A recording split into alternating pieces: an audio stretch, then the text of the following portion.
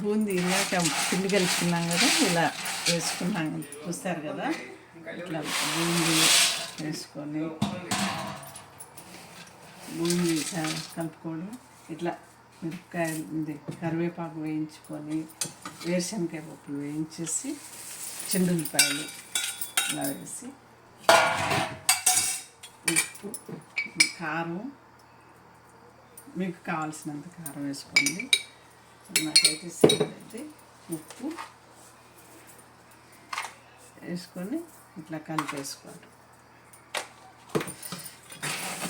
కలిపేసుకుంటే boondi mixer ready.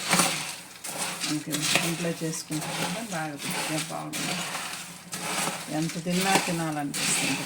ఇట్లా వేసుకుంటే చిన్నపాయలు ఇలా కొట్టి వేస్తే ఆ ఫ్లేవర్ ఉంది, టేస్ట్ బాగుంటుంది.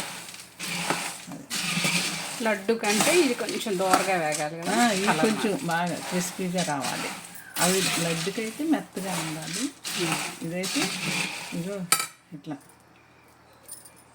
ఇట్లా సౌండ్ రావాలి వేయించితే.